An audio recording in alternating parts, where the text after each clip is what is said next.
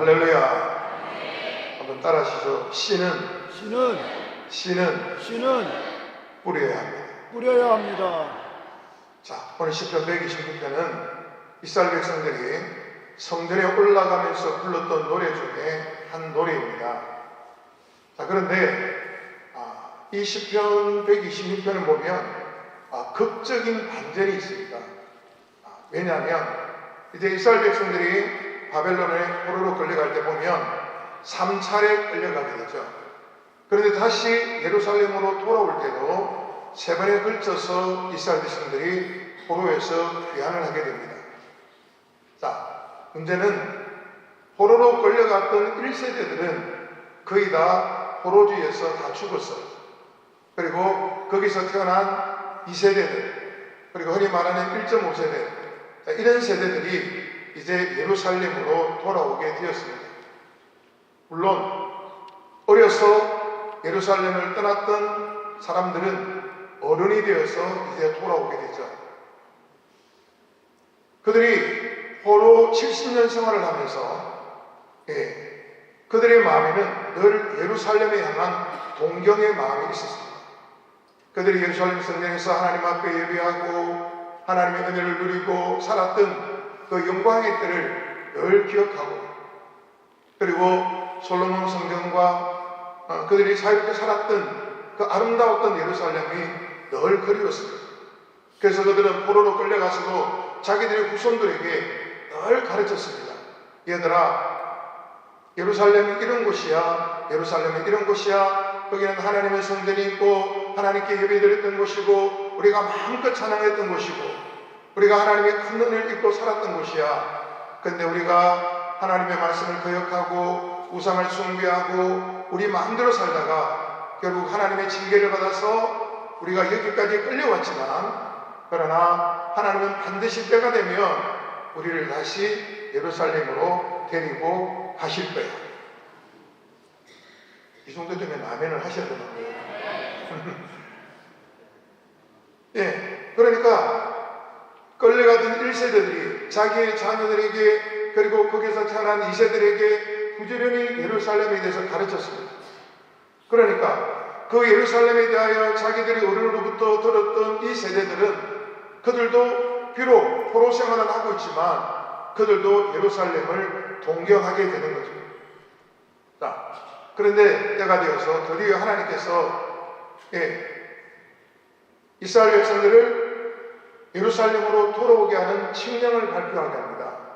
고레스 왕이 누구든지, 너희 중에 누구든지 이스라엘로 예루살렘으로 돌아가기 원하는 자는 다 돌아가라. 아멘.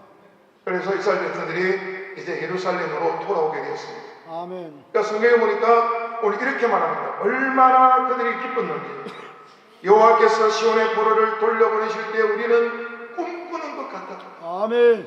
여러분, 우리가 너무 좋은 일이 생기면 뭐라 그러죠? 이게 진짜야? 이게 꿈이야, 생시야? 이게 꿈이 아니었으면 좋겠어? 그러시잖아요. 금식하시는구나. 대답을 하기 싫으시는구나. 그러니까 또 보니까 그때 우리의 얼굴에는 웃음이 찼었고 우리의 혀에는 찬양이 가득했었고, 아멘. 여러분, 그토록 소망하고 그토록 사모하고 그토록 돌아오고 싶었던 예루살렘으로 돌아오니까 그들이 꿈꾸는 것 같았어요. 아멘. 너무너무 기뻤어요. 아멘. 얼굴에는 웃음이 가득하고 입에는 찬양이 가득했어요. 할렐루야. 아멘. 자, 그런데 문제는 그들이 그 기쁜 마음으로 예루살렘으로 돌아왔는데 다 돌아오지 않았어요. 오늘 4절에 보면 이렇게 말씀하고 있습니다. 여호와여, 우리의 포로를 남방 시내들 같이 돌려보내소서. 이스라엘 백성들이 포로에서 귀환할 때 문제는 그 땅에 정착하고 살아가던 이 이스라엘 백성들이, 야, 우리가 여기 포로로 끌려와서 여기서 자리 잡는다고 얼마나 고생했는데 우리가 또 굳이 예루살렘까지 갈 필요가 있겠어? 그냥 우리는 여기서 살래. 우리가 이루는 기업, 우리가 만들어놓은 이 삶의 터전, 이거 다 버리고 어떻게 갈 수 있겠어? 그래서 또 일부는 돌아오지 않았어요. 그러니까 돌아오는 자들은 남아있는 사람들을 생각하니까 마음이 너무 아픈 거예요. 하나님, 그들도 돌아오게 해주세요. 그들도 예루살렘으로 돌아오게 해주세요. 아멘. 그래서 1절, 2절, 3절, 4절은요 오늘 돌아오는 자의 기쁨과 은혜가 충만한 말씀으로 기록이 되어 있습니다. 그런데 5절에 가면 분위기가 180도로 바뀌어버립니다. 자, 시편 126편 5절 한번 볼까요? 다시 봅니다. 시작. 눈물을 흘리며 씨를 뿌리는 자는 기쁨으로 거두리로다. 조금까지 기쁘고 감격스러웠는데 갑자기 눈물이라는 말을 쓰고 있습니다. 왜 이럴까요? 여러분, 이스라엘 백성들이 예루살렘으로 돌아왔는데 문제는 자기들이 마주한 현실은 자기들이 떠날 때의 예루살렘, 그리고 부모 세대, 할아버지 세대에게 들었던 예루살렘과는 너무나 거리가 먼 거예요. 오랫동안 성을 비워놨기 때문에 물론 사람들은 살았지만 황무지가 너무 많습니다. 잡초와 잡목들이 우거합니다. 사람이 살아갈 수 있는 지경이 너무 넓은 거예요. 그래서 그들은 그 환경 앞에서 보면 정말 힘들고 어려운, 그들이 꿈꾸고 그들이 바라고 그들이 사모했던 예루살렘과는 완전히 다른 환경이 그들 앞에 뚝 버티고 있지만 그들은 그 환경 앞에서 절망하고 원망하고 불평하는 것이 아니라 그들은 그 땅을 개간하기 시작합니다. 땅을 뒤집어서 잡초를 뽑아내고 잡목을 잘라내고 그리고 농사를 지을 수 있는, 그리고 가축을 먹일 수 있는 땅으로 그들이 점점 땅을 개간해서 넓혀가기 시작하는 거죠. 여러분, 우리도 그렇죠. 우리도 기도하고 하나님의 은혜를 사모하고 믿음으로 달려왔습니다. 하나님이 이건 해주실 줄 믿고 하나님의 약속이가 된다고 믿고 그리고 딱 왔는데 보니까 이거 왜 그래요? 전혀 생각해보지 아니하는, 정말 낙심하고 절망할 수밖에 없는 환경이 우리 앞에 또 버티고 있을 때가 많다는 거죠. 근데 중요한 건 많은 사람들이 그런 환경을 마주하게 되면 절망하고 낙심하고 불평하고 원망하는 일들을 많이 하게 됩니다. 그러나 오늘 이 자리에 함께 예배하는 여러분들은 여러분이 꿈꾸고 기대했던 그 환경이 아닌 정반대의 환경을 마주했어도 오늘 그것을 보고 불평하고 낙심하고 원망하고 그렇게 하는 것이 아니라 긍정의 마음, 절대 긍정의 마음. 아멘.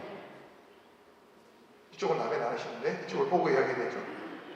절대 긍정의 마음. 여러분, 절망하느냐 긍정의 마음을 가지느냐 그건 내가 결정하는 거예요. 이스라엘 백성들은 자기가 마주한 이 현실을 그냥 일반적으로 보면 낙심하고 두렵고 떨리고 불평과 원망이 일어날 수밖에 없습니다. 그러나 그들은 절망하지 않았습니다. 낙심하지 않았습니다. 긍정의 마음을 가지고 믿음의 마음을 가지고 그들은 땅을 개간하기 시작했습니다. 아멘. 그런데 문제는 땅을 개간했는데 이제 씨를 뿌려야 되잖아요. 씨를. 그런데 문제는 씨를 뿌려야 되겠는데 또 하나 문제가 생기는 거예요. 돌아와서 땅을 개간하고 삶의 환경으로 만드는 동안에 자기들이 가지고 왔던 식량들을 거의 다 먹어버렸어요. 비축해 놓았던 식량들을 다 먹었어요. 이제 그들에게 남은 것이라고는 씨를 뿌릴 수 있는 이 씨앗밖에 없어요. 흔히 여러분들이 말씀하신 종자 씨앗밖에 없어요. 위기가 왔습니다. 문제가 생겼습니다. 여러분, 배고픈 자녀와 연로하신 부모님들이 배고파하는데 힘들어하는데 오늘 내가 가지고 있는 것은 씨를 뿌려야 하는 종자 씨앗 이거밖에 없습니다. 고민이 되지 않겠어요? 어떡하지? 이거 먹으면 못 뿌리는데 뿌리지 않으면 거둘 게 없는데 반만 뿌리고 반만 먹을까? 아니면 거의 다 먹어버리고 조금만 뿌릴까? 많은 생각들이 머릿속에 오가기 시작합니다. 그러다가 그들이 내린 결론이 뭘까요? 아니야. 적게 뿌리면 적게 거둬. 적게 뿌리면 적게 거두는 거야. 많이 뿌려야 많이 거둘 수 있어. 아멘. 지금 힘들고 어렵지만, 지금 배고프지만, 지금 공부하지만, 지금의 배부를 위하여, 지금의 즐거움을 위하여 이거 먹어버리면 다음을 기약할 수가 없어. 그래서 배고파하는 자식과 배고파하는 연로하신 부모님들의 소리를 뒤로하고 이 농부는, 이 씨 뿌려야 되는 사람은 씨를 뿌리는 겁니다. 여러분, 농부가 씨를 뿌리러 나가는데 기쁨으로 뿌리겠어요? 눈물을 흘리며 뿌리겠어요? 당연히 기쁨으로 뿌리죠. 그래서 오늘 왜 씨를 뿌리러 나가는 사람이 눈물을 흘리냐는 거예요. 그것은 오늘 이 씨를 뿌릴 수밖에 없는 절실함, 절박함, 애절함이 여기에 담겨져 있는 겁니다. 저는 부산 사람이고요. 제 아내는 전남, 해남, 송지면 미아리 아가씨였어요. 제가 처가댁에 인사로 갔는데요. 부산에서 14시간이 갔어요. 그 당시에 80년대 갔어요. 그런데 처가댁에 가니까 처마에 요만큼 쭉 매달아 놓으셨더라고요. 도시에 살았으니까 그게 뭔지 몰랐죠. 마늘, 옥수수, 뭐 또 다른 거 기타로 그게 씨앗이래요. 종자 씨앗이라고 그러시더라고요. 그래서 그건 절대로 안 먹는다 그러시더라고요. 아무리 힘들어도 이건 손대는 게 아니라고. 그 기억이 저에게 있어요. 그렇죠, 여러분. 오늘 이스라엘 백성들이 오늘 자기들의 가족이 힘들고 어려운데도 씨를 뿌려야 풍족하게 거둘 수 있고 많이 뿌려야 많이 거둘 수 있기 때문에 그들은 힘겨운 결단을 합니다. 눈물 나는 결단을 합니다. 그래서 씨를 뿌리러 나가면 우는 거예요. 왜요? 뿌려야 거두기 때문에. 믿으십니까? 네. 그 성경 말합니다. 울며 씨를 뿌리러 나가는 자는 반드시 기쁨으로 곡식단을 가지고 돌아오리라. 여러분, 오늘 우리가 살아가면서 씨를 뿌려야 되는데, 오늘 말씀해 주는 씨는 뿌려야 됩니다인데, 오늘 우리는 우리의 삶에 어떤 씨들을 뿌렸을까? 나는 내 삶에 어떤 씨를 뿌리려고 나는 눈물을 흘려봤을까? 오늘 저는 이 말씀을 가지고 4가지를 적용해 보려고 합니다. 여러분, 우리가 회개 기도 성회인데 회개해야 될 거 아니에요. 회개해야 되겠죠. 아멘. 그러면 오늘 말씀을 통해 하나님이 내게 뭘 말씀하시는지 우리가 들려와야 될 거 아니에요. 아멘. 들려와야 깨닫고 기도를 하죠. 아멘. 여러분, 오늘 이스라엘 백성들은 종자 씨앗을 남겨놓고 그것을 먹지 않고 씨를 뿌리러 나가면서 그들은 눈물을 흘렸습니다. 울었습니다. 그리고 추수 때에 그들은 풍족히 거두게 된 줄로 있습니다. 아멘. 그렇다면 오늘 살아가는 저와 여러분이 뿌려야 할 씨앗은 무엇일까요? 오늘 여러분과 제가 뿌려야 할 종자 씨앗, 우리가 아무리 힘들고 어려워도 반드시 뿌려야 할 씨앗이 무엇일까 하는 겁니다. 간단하게 4가지로 말씀드리겠습니다. 첫째는 예배입니다. 별로 안 좋아하시죠? 네, 별로 안 좋아하신 것 같아요. 여러분, 우리가 눈물을 흘리며 울며 뿌려야 할 우리의 신앙의 종자 씨앗은 첫 번째 예배입니다. 아멘. 그 예배 중에서도 주일 예배입니다. 아멘. 주일 성수예요. 아멘. 여러분, 십계명이 주어질 때 그 사회는요, 목축업을 하고 농경사회였습니다. 그리고 이 말씀이 우리에게 쭉 전해질 때는 여전히 농업과 목축업이 발달한 시대였습니다. 근데 지금 우리가 살아가는 시대는 어떤 시대예요? 급변하는 시대입니다. 자고 나면 변합니다. 자고 나면 어제 것이 아득한 과거가 되어서 오늘 새로운 것들, 오늘 지나면 내일은 또 놀라운 것들이 일어나는 이 급변하고 다양한 사회를 우리가 살아가는데, 그러다 보니까 너무 바쁘게 살아갑니다. 너무 힘들게 살아갑니다. 문제는 뭐냐면, 그러다 보니까 주일에 대한, 예배에 대한 개념이 점점 약해져 가는 거예요. 그리고 주일에 예배를 드려도 11시 예배 한번 딱 드리고, 오후 예배, 저녁 예배는 나와 상관없어. 예배 드렸으니까 이제 끝난 거야. 여러분, 성경에 보면 아침과 저녁에 소재를 드립니다. 아침과 저녁에 예배를 드립니다. 그러니까 내가 바쁘고 내가 힘들다는 그 이유 때문에 사람들이 점점 예배를 등한시해 가고 있는 거예요. 그러나 여러분, 오늘 세월은 아무리 변해가도 하나님의 말씀은 변하지 않습니다.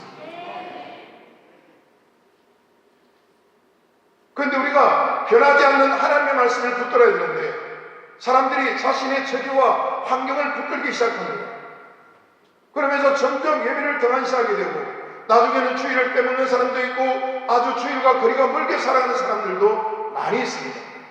물론 여기에 계신 여러분들은 아니시겠지만 그런 분들이 의외로 많이 있습니다. 그런데 여러분, 중요한 건 이 예배는, 특별히 주일 예배는 내 영혼의 종자 씨앗입니다. 아멘. 이건 먹으면 안 되는 거예요. 이건 건들면 안 되는 거예요. 이건 온전히 구별하여 하나님께 드려야 하는 거예요. 아멘.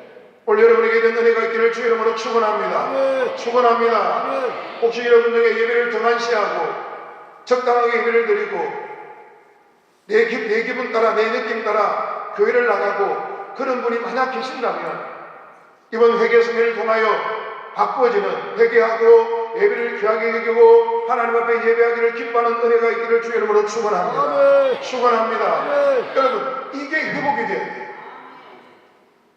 하나님이 기뻐하시는 예배자가 되지 아니하면 무엇으로도 하나님을 기쁘게 할 수가 없습니다. 오늘 여러분에게 이런 은혜가 있기를 주님의 이름으로 축원합니다. 아멘. 두 번째는, 우리가 잘 아는 11조와 헌물입니다. 여러분, 요즘 유튜브에 보면 11조는 안 내도 돼, 옛날 거야, 왜 내려가고 그래, 그런 사람들이 있어요. 근데 여러분, 하나님의 말씀은 어제나 오늘이나 동일한 말씀이에요. 하나님의 말씀은 변함없는 말씀이에요. 아멘. 여러분, 오늘 하나님께서 구약에 보면 이 11조, 그러니까 지금 중요한 게 뭐냐면 이 11조를 성경의 용도대로 쓰지 않는 게 문제이지 11조는 드려야 합니다. 아멘. 여러분, 11조의 용도가 뭡니까? 레위인의 생활비로 쓰고 고아와 과부를 돕는 그 일을 위하여 11조가 쓰여졌어요. 그러니까 11조는 용도대로 쓰면 되는 것이지, 지금은 세상이 바뀌었으니까, 지금은 뭐 새로운 시대니까 안 내도 돼, 여러분 그런 말에 현혹되지 마시기를 바랍니다. 11조와 헌물이래요. 이 헌물은 절기 헌금을 말합니다. 그러니까 우리가 하나님 앞에 예배하고 우리가 11조를 구별해 드리고 그리고 절기 때 예물을 드리는 것, 여러분 그건 우리 신앙과 우리의 영혼의 종자 씨앗과 같은 것입니다. 그건 건들면 안 되는 거예요. 제 아내가 천원 때에 11조를 한번 떼먹었대요. 돈이 궁해가지고. 그래가지고 11조를 봉투에 딱 넣어가지고 책꽂이에 딱 넣고 회사를 갔다 왔는데, 글쎄 도둑님이 오신 거예요. 근데 도둑님이 오셔가지고 어떻게 그 많은 책 중에 정확하게 그 책을 딱 뽑아가지고 그 안에 있는 11조를 가져갔다는 거예요. 그래가지고 제 아내가 무서워가지고 그 이후로는 11조를 절대로 손대지 않았대요. 여러분, 오늘 하나님이 우리에게 그렇게 개입하지 않으신다 하더라도 오늘 11조와 여러분이 절기 때 드리는 이 예물은요, 여러분 게 아니에요. 하나님의 것입니다. 별로 안 좋아하시는 것 같은데 그래도 어쩔 수 없어요. 이건 하나님의 것이에요.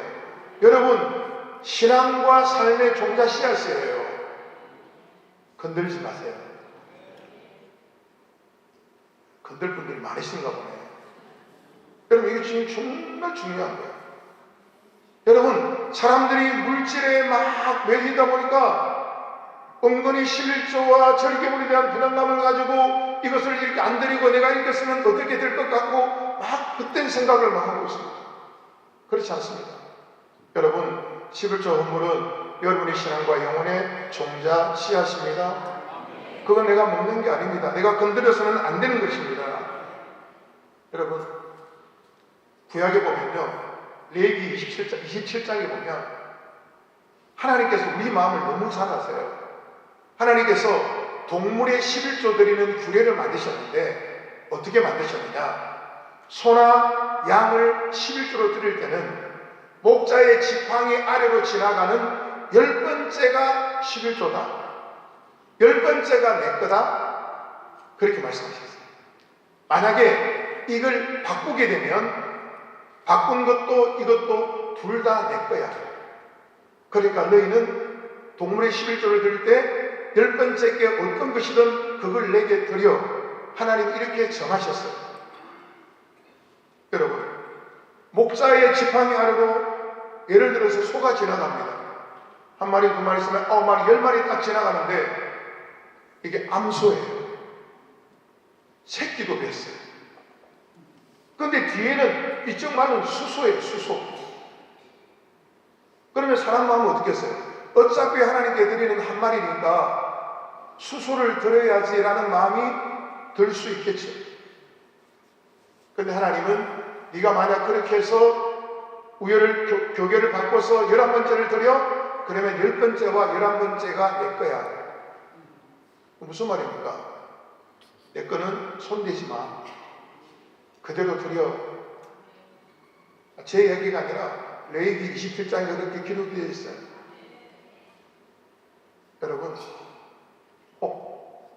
혹시 하나님의 것을 내 것처럼 쓰신 분이 계신다면 이번 기회를 통하여 회개하시기를 바랍니다.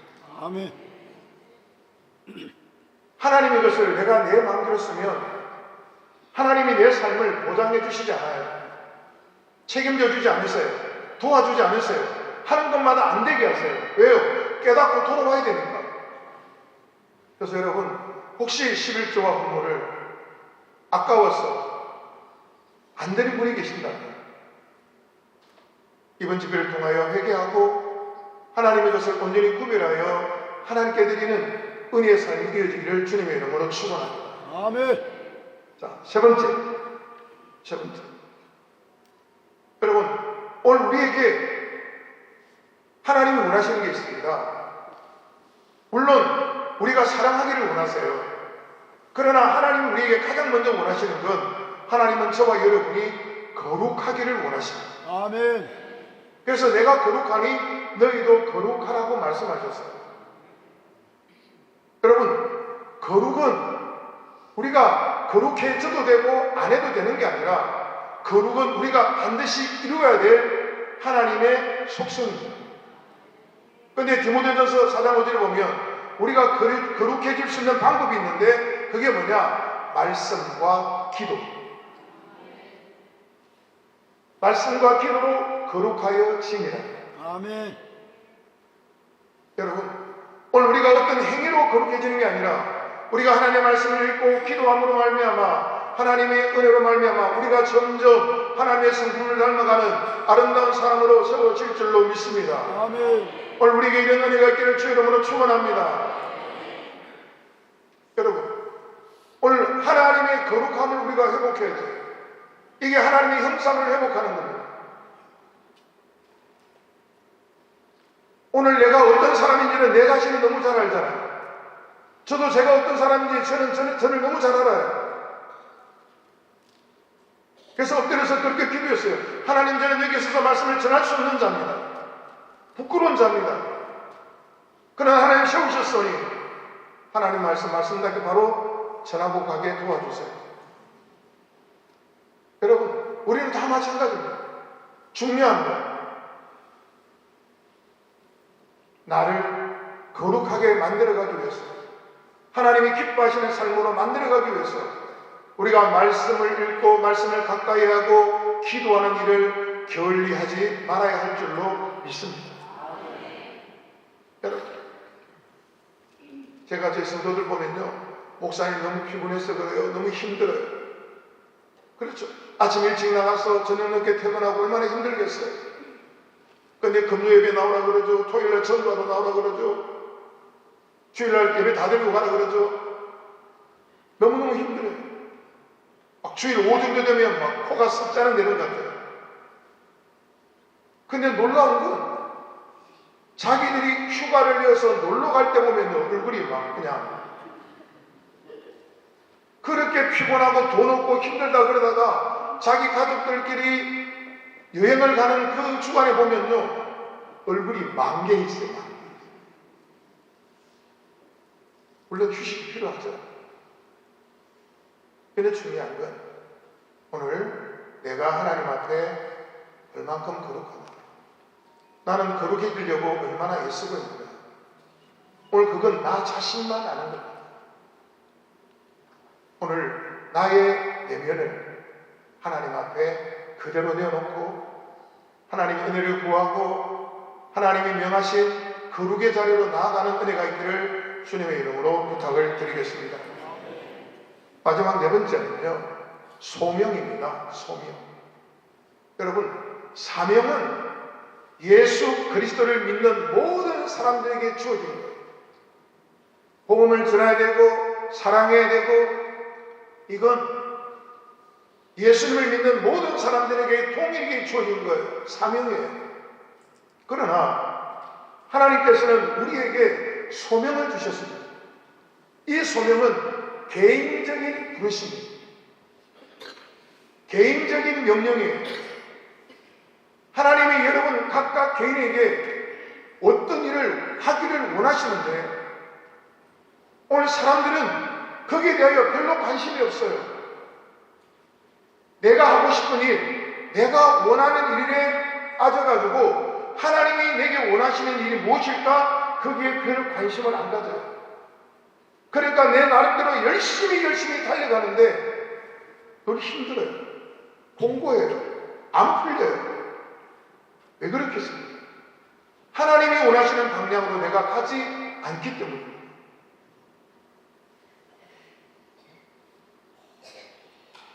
제 아들이 어려서부터 꿈이 목사님이었어요. 초등학교 다닐 때부터 장래 희망 그러면 목사님 적었어요. 그런데 군대를 갔다 오더니 안 하겠대요. 그럼 네가 알았어요? 내가 하라는 거냐? 네가 하나님 앞에 목사님 하겠다고 했으니까 알았어요. 지금까지 결혼하고 지금까지도 어떻게 하든지 안 가려고 발버둥을 쳐요. 그래서 제가 속으로 그러죠. 이왕 갈 거 빨리 가지. 왜 저렇게 뻗대고 있지? 왜 저렇게 힘들게 가지? 그냥 가면 될 건데. 제가 물어봤어요. 결정이 그렇게 힘드냐? 그랬더니 거기 가면 가족의 생활도 해야 되고 뭐도 해야 되고 뭐도 해야 되는데 경제적으로 너무 힘들 것 같아요. 그래서 너무 주저한다는 거예요. 그래서 제가, 그러나 네가 원하는 길이 아니라 하나님이 너에게 원하시는 일을 해야 하나님이 너를 도와주시오. 아멘이십니까? 여러분은 지금 어떤 길을 가고 계신가요?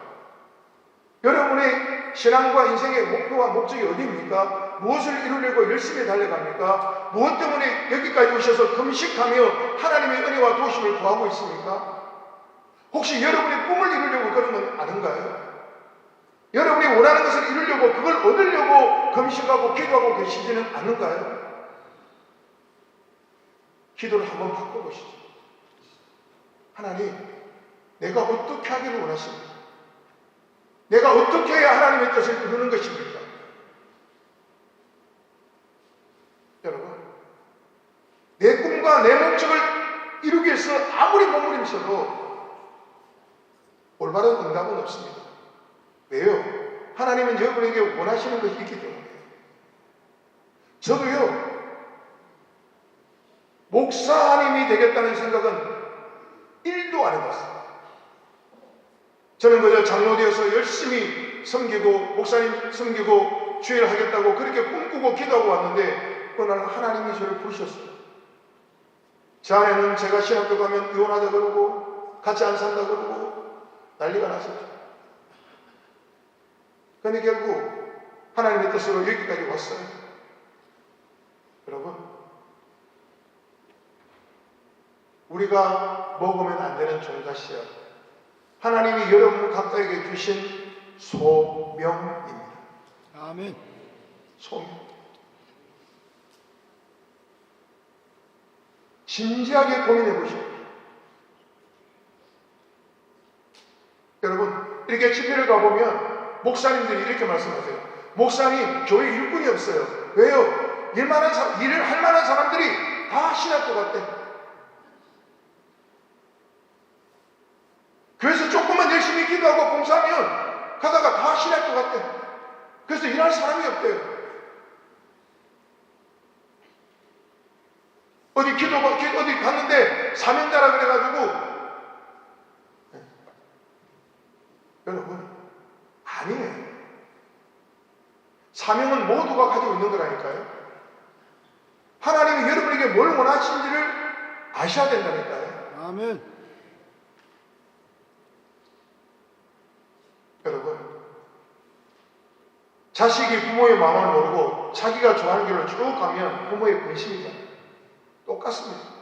하나님 아버지도 우리가 하나님의 아버지의 뜻을 저버리고 내가 하고 싶은 거, 내가 원하는 길로 계속 미련하게 가면 아버지는 마음이 아프고 속상하지만 끝까지 기다리십니다. 그런데 중요한 건 그 흐르는 시간과 그 아픔은 어떻게 할 거냐 이거죠. 여러분은 여러분의 소명이 뭔지 아십니까?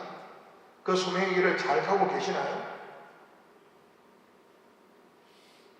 오늘 내 소명이 뭔지를 모르신다면 이 교단에 오셨으니까 기도하십시오. 아멘. 하나님, 나를 깨우쳐주세요.